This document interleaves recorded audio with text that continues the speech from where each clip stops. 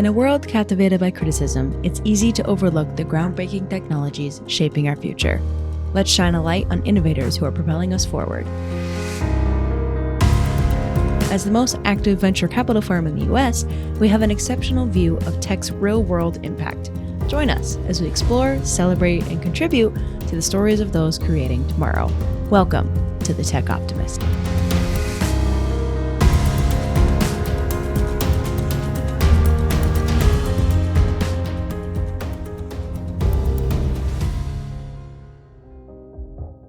As a reminder, the Tech Optimist podcast is for the informational purposes only.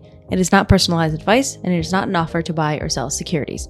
For additional important details, please see the text description accompanying this episode. Hello, everyone, and welcome to the Tech Optimist segment on 3 breakthroughs in science and technology. I'm Drew Wandzilak, a senior associate here with Alumni Ventures, and joining me is Mike Collins, co-founder and CEO, where we talk about 3 major breakthroughs in science and technology that are changing the world around us. Hello, Mike. Hello, Drew. Happy June. Happy June. How you doing? I'm great. I was just in Rocky Mountain National Park with a couple of other Dartmouth venture capitalists, and the weather was great, and we were able to catch up. And, our country may have some issues, but I'll tell you, our national parks kick ass. And just awesome. So how many, you're a big national park guy. Yeah. How many, what's the, tally? How many, what's next? One of the guys I was with is a list guy, and he knew like he had been to 37 or whatever. I've been to a lot. I would guess in that kind of range, 30 to 40. Several pretty obscure ones. Isle Royal, which is an island in Lake Superior I've been to. So anyway, I've been to my share. But Rocky Mountain National Park, Colorado, got to be in the top 10. Okay, what's number 1? Do you have a number 1? My number 1, I think, would be either Zion or Glacier. Very different. I was going to say. Yeah. Yeah, the rock formations in Zion, some epic hikes, the Narrows, Angel's Landing in Zion, just amazing hikes. But I'm more of a mountain guy, I think, at heart. So, the mountains of Glacier, up in Canada, Banff, is amazing. Rocky Mountain National Park, great. So, not afraid of heights? Oh, very much afraid of heights. But sometimes you have to push your envelope a little bit. That's right. That's right. All right. Well, I'm happy to kick things off here with our first. You're first today. You get the first call from the lottery. What's a big breakthrough? Well, this headline is as intriguing as it is concerning, I would say. We have found some massive oil deposits off the coast of Antarctica, our 7th continent, which is, not owned by a specific country. So you can imagine the kind of imminent oil rush that could come from this. Could be concerning, but also, shift some, geopolitics that we should be taking a look at. So this discovery was spearheaded by Russia's state geological survey company, Rosgeologia, I think is how it's pronounced. And they found an estimated 500 billion barrels of crude oil beneath the cold waters of the Rizar-Larsen Sea. So I just want to break down, before we kind of jump into the discussion, what this means, why it matters. So first, some context. As I mentioned, Antarctica has been protected by international treaties since 1959, which set aside the continent for scientific research and environmental protection, so not under kind of the ownership of a specific nation. These treaties prohibit exploiting the region for hydrocarbon drilling. However, despite these agreements, nations like Russia and the United States have continued to probe Antarctic waters for potential oil reserves. So the waters around Antarctica, as opposed to, the land mass itself. Russia's been doing this since the 1970s. They've been sending ships, equipment, kind of every decade. And now they've struck what could be one of the largest oil finds in history, in the history of the world. It's not only significant for its size, but also because it's a region that had previously unexplored for oil. So we don't even know what other deposits could be there. This could be, orders of magnitude larger than what's already the largest discovery. How does this work? This is obviously an area that's pretty untouched. It's wilderness. The oil is lying beneath layers of freezing ocean water and thick sea ice, making it incredibly difficult to access with current technology. So we know it's there, but it's going to be difficult to get to it. It's kind of like finding a treasure chest buried beneath a mountain of ice. We know it's there, but it's a monumental challenge to get to it. And then finally, why does this matter? So this is a discovery that will ignite geopolitical tensions, as I highlighted earlier. The treaty system in place will be up for renewal in 2048. So we got a little bit of, a few decades to go. And that treaty has kept kind of peace and protected the environment of Antarctica. But, Russia found this, there's plenty of people that would love kind of the abundance of oil that we found. So major impacts, I think, geopolitically, the technology, someone's going to go try to get this oil. And how are we going to do it? Some immediate thoughts on kind of the news? Yeah, I mean, again, it's a couple of thoughts. One, I remember in college taking energy classes where we were all talking about peak oil and the danger of always underestimating human ingenuity about, to find new ways to extract oil on our planet because of the profit motive. You've got fracking, you've got shale, you've got all kinds of things that 30 years ago people thought were impossible. And then new discoveries, new technologies to find more oil. And I just think, so that's one, the humility of underestimating innovation and exploration one does at peril. On the flip side, clearly fighting for resources has been the story of kind of the human existence. And especially in these kinds of cases, reminds me of space, where people are also going to be fighting for resources, at least at some point in the future. So hopefully we can find common ground and a way to share and work together and again, innovate. So perhaps we have to dig up less of our planet to fulfill our energy needs would be something that obviously, we're all committed to. You mentioned thoughts. Yeah, I mean, you mentioned the kind of the resilience of, like ingenuity. Like we know it's there. Someone's going to go try to find it. There are, I think, some pretty serious environmental concerns, generally just drilling for oil, but in this environment specifically, because if something were to happen and you had some sort of oil spill, which we obviously know has existed in history, the harsh environment makes it so difficult to kind of contain and clean that up. There's kind of this balancing act that I imagine that's going to happen where, like we probably shouldn't go after it, but someone will. And so it's like, how can we peacefully split the pie, protect the environment while doing so? And do we even need it?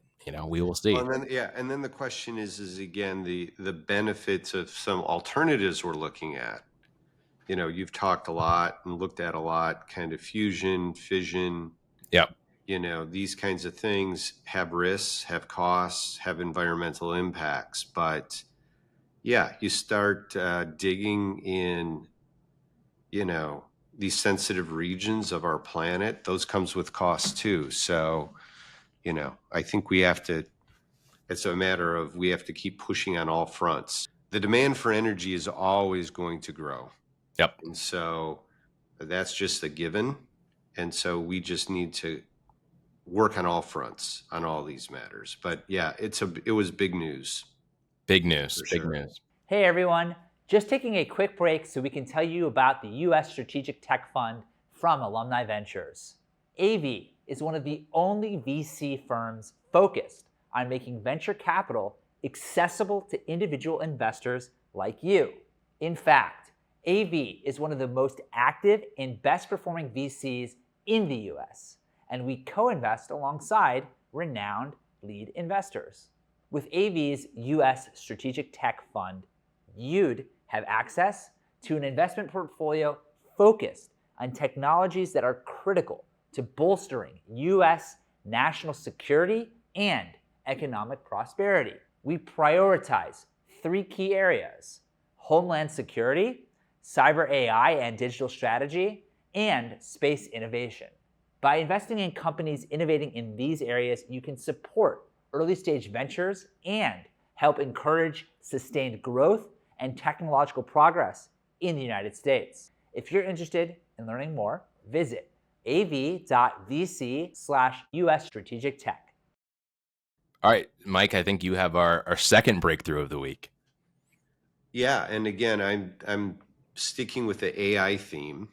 And again, today is June 4th, so I'm going to talk about Apple and AI, which is kind of not an announcement, but it's an anticipated announcement. So, I think among the big tech companies, the relative silence of Apple, one of the most powerful tech companies ever, has been remarkable. And I think we're going to hear the first of what is going to become a lot of big announcements out of Cupertino and Apple over the next couple of years. They're smart. They have leaned into privacy. Yep. The Apple ecosystem is the most powerful mobile ecosystem, I think, on the planet. It's especially powerful among, the top quartile of the population socioeconomically. And, they have your music, they have your calendar, they have all of your apps, they have your Instagram, they are in your pocket, they have your attention. And for them they are going to be in the AI space. And I think I am anticipating and that a big part of their June development conference is going to be starting to tease that roadmap where they will take what they're really good at and what they have.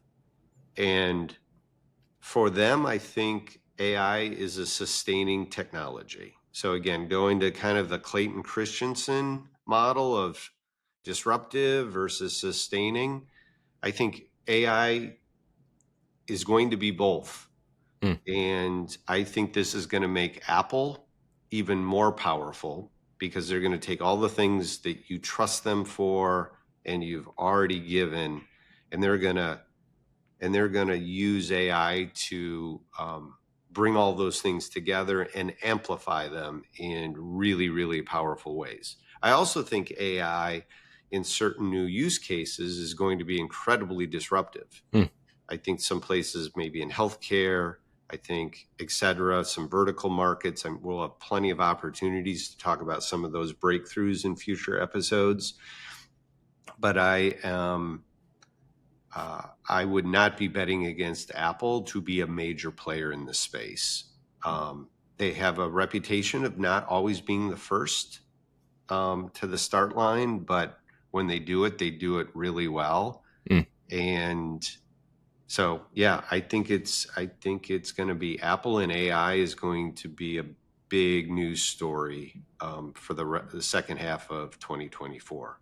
And I'm really excited to what they tease, and they'll get it figured out. It seems like they're teasing a little bit of at least a Siri upgrade. Do you think they develop a lot of their AI capabilities in-house? There's been, rumors and reports on relationships with OpenAI or even Google, and there's precedent. I mean, Google is kind of the search engine provider for iPhones, right? It was kind of taken from an in-house structure. Do you think they develop it themselves, or is this something that they, get paid, from someone else to do? Yes, both. Meaning, again, we're talking about $1 trillion company, right? We're talking about. I think there's a bunch of partners that they're going to be working with, but I gotta believe that they're also building things themselves. This is a company also that has really leaned into being vertically integrated, right? And beyond the data, beyond the trust, beyond the relationships. This is also a company that makes its own silicon. And so I just think we're going to be seeing some of these language models getting smaller, getting more efficient, being put on chips. They're going to be on your phone. Again, I am not going to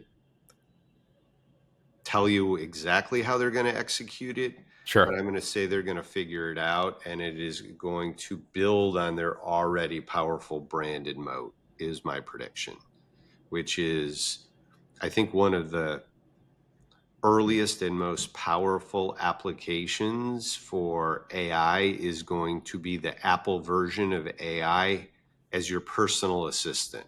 So it knows your music, knows your calendar, knows your preferences and your health information. Again, people wearing Apple Watches, all of that. I think it's going to be AI helping all of that work together, and personal to Drew, personal to Mike, confidential to Drew.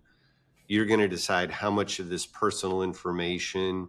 I think they're going to try to make AI and privacy the niche that they're going to just be, because there's a lot of stuff which is like, oh, do I want all my information out there being scraped, being trained upon? Again, I think they've leaned into privacy as one of their things. And so again, smart people, they're going to lean into their assets, and this will just be making those assets even better. And yeah, improving Siri is a low bar for sure. But I would not underestimate Apple coming out of this as one of the big winners of the AI revolution. So that's the second one. Hey everyone, just taking a quick break so I can tell you about the AI Fund from Alumni Ventures. Alumni Ventures is one of the only VC firms focused on making venture capital accessible to individual investors like you. In fact, Alumni Ventures is one of the most active and highly rated VC in the US, and we co-invest alongside renowned lead investors. With our AI fund, you'll have the opportunity to invest in a portfolio built entirely around advancements in AI. This fund consists of 15 to 20 investments in multiple fields where AI is making a huge impact, including areas such as machine learning, healthcare, education, transportation, and more. To get started, visit us at av.vc/funds/AI fund. Now, back to the show. What's your third one? A groundbreaking scientific discovery in interstellar travel. So we're going into the stars here. A potential kind of breakthrough in warp drive technology. So this is going to sound a little bit Star Trek-y when I describe what happened. I'll start with kind of a metaphor and an analogy for what happened, breaking this down, because I need a little bit of education myself to understand this breakthrough. Imagine you're on a long road trip. Normally you'd have to drive, the entire distance, 8 hours or whatever. You're feeling every bump, curve along the way. But what if instead of driving, you could fold the road itself and you could get from point A to point B? This is the classic fold the paper, put the pen through, can we get wormholes and faster than the speed of light travel? This is what warp drive technology is trying to achieve. Again, it sounds very Star Trek-y and sci-fi. This idea came back decades ago. The original concept was creating this kind of warp bubble is what it was called. An opportunity to manipulate space-time and viewing space-time as this stretchy fabric. And we could squeeze and stretch this fabric kind of in front of and behind a spacecraft. And so inside that bubble, you were experiencing time normally, but compared to the environment around you, you could actually move close to or faster than the speed of light. I think just to clarify, I don't think it exceeds speed of light. I think it is some fraction of the speed of light, which still greatly opens up a whole bunch of stuff. And I believe I think I saw this same announcement. I believe this is still in theoretical model land. Is that correct, Drew? Yeah. Yes and no. So the original kind of hypothesis was basically theoretically how we could do this. The one problem with the theoretical is it required negative energy, which, if you know anything about physics, doesn't exist, right? So we were like, if we could discover this material that doesn't exist in any world that we know. So there was this huge catch. It couldn't be done. Now, researchers at Applied Physics have come up with a new approach that would use this same structure, but it doesn't need these exotic negative energy particles. Instead, they're using incredibly dense particles to create the same kind of warp bubble structure. So think of like a really dense elastic ball. You put a bunch of rubber bands around that can squeeze and stretch. And when you squeeze one end, right, it moves quickly, that kind of energy and that squeeze, to the other side. And so this new warp drive potential technology would work very similar to that. So you're creating the bubble around the spaceship with the dense matter. The ship will move through space by compressing space-time in front of it and then expanding space-time behind it. So like a surfer riding a wave, their wave propels the surfer forward, right? I think you get it. So what's revolutionary about this, other than the fact that we could maybe go, travel through space and get to other planets, is exactly that, right? It's like we can control the density and pressure of the bubble. Scientists can use this. We can move between planets, potentially solar systems. So this is not something that will probably exist in our lifetime, but I think interesting how I see this as going from like in the lab, if we could come up with some exotic particle that doesn't exist, to now, hey, we might be able to do this. And there's a little bit more of a roadmap. It's still probably a multi-decades or centuries long roadmap, but the roadmap's there. I think it does point to all the number of things that 50 years ago were wild science fiction that now exist. So you hear something like this and you kind of roll your eyes and go, it's like, okay, there's some eggheads in a lab at MIT thinking about stuff on paper and it's never going to happen. Where are my flying cars? This kind of thing. And again, I think with great peril, one says never, right? I mean, fundamental laws of physics for sure, but I don't think, I think we're talking about not breaking those. I think we're talking about things that are really hard. We've had these conversations where you can move things from the theoretical science to now it's an engineering problem. And engineering problems people figure out. Sometimes take 20 years, sometimes take 40 years. Again, I've seen charts about, mean time between a science fiction description and it becoming reality is on average something like 30 to 50 years, a couple of generations kind of thing. So again, I think it is always healthy and always a reminder. And one of the reasons I think a lot of venture capitalists I know read science fiction, an uncanny number of venture capitalists read science fiction. I think there's something about imagining the future and a certain amount of, mental flexibility and openness that it takes in order to be a good investor in hard problems, deep technology, those kinds of things. So, for everybody that says, oh, that's crazy science fiction, so is a supercomputer in your pocket. Yeah. It's similar to like kind of the concept of like the years are long, but the decades or the centuries are short. I mean, we're approaching a time where like you still could have people alive during the first like self-propelled flight in 1904.